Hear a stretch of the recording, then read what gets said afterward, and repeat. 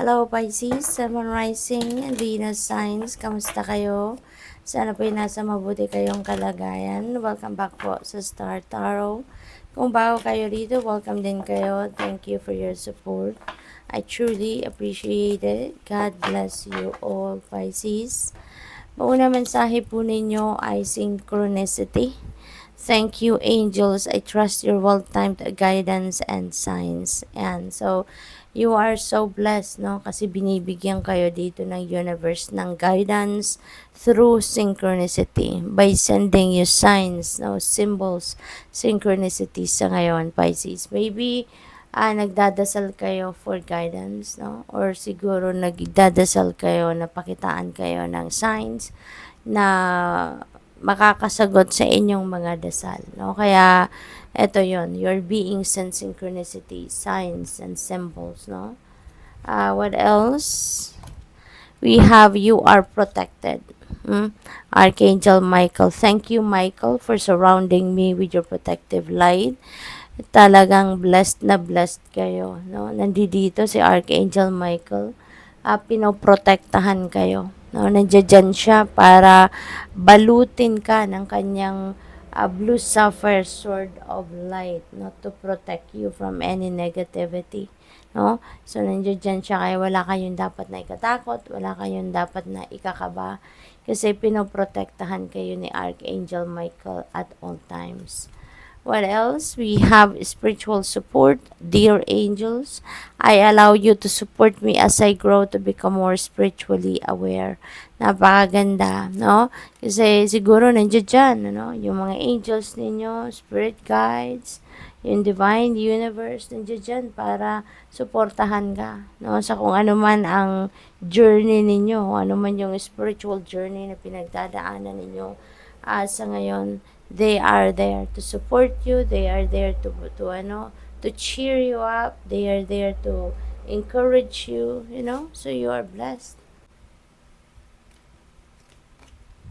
We have peaceful resolution, Pisces. Ayan, maganda kasi kung meron kayong pagkakagalit with someone, meron kayong hindi pagkakaintindihan. So, ngayon, magkakaroon na kayo ng linaw, no, sa inyong isipan na mas magandang makipagbate, mas magandang tapusin na, no, yung galit or tampo na nararamdaman ninyo kasi it's not healthy, no? It's not healthy. Hindi rin maganda 'yon sa pakiramdam ninyo.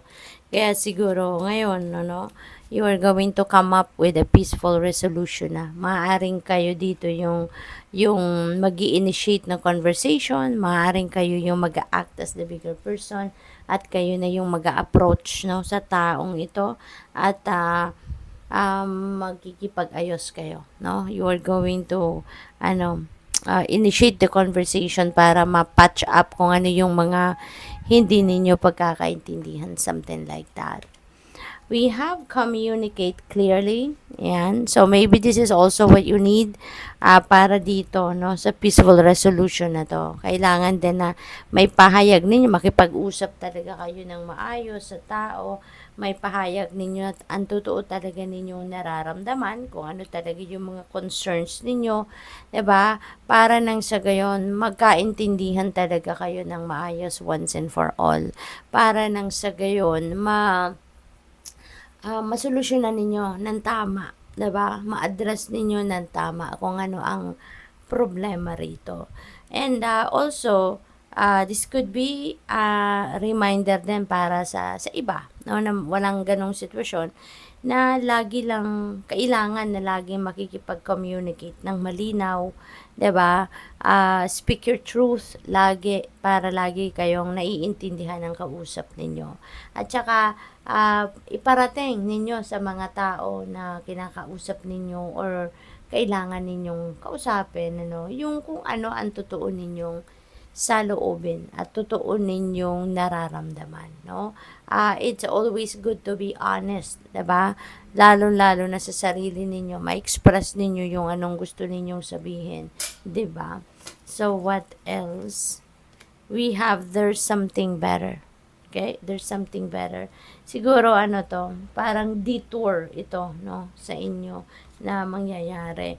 Pwedeng meron kayo ritong ah, ginagawa, pinagkakabalahan na puwedeng hindi paborable sa inyo ang nangyayari or hindi maganda or hindi ito yung gusto ninyong makita, 'no, sa ginagawa ninyo na resulta siguro.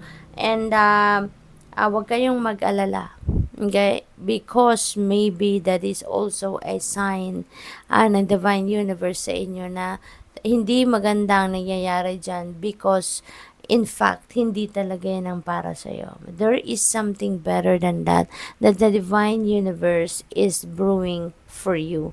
You know? Kaya maaaring mga signs yan, ano, na tigilan mo na yan. Signs yan na parang atras ka at mag-isip-isip ka. 'Di ba? Kasi truly, baka hindi yan ang para sa'yo. Kaya nga kailangan ninyong makinig sa inyong intuition, 'di ba? Tignan ninyo yung guidance sa inyo ng universe kasi it will lead you to the right path. It will lead you to the right venture. It will lead you to the right direction, no? Kasi maaaring kung ano yung ginagawa ninyo sa ngayon, maybe that's not the best for you right now. Kaya ang promise sa inyo ng universe, don't worry, okay? Don't worry. Listen to your intuition because meron siyang gabay sa inyo. There is something better than that. Kaya wag ka nang umiyak, wag ka nang malungkot.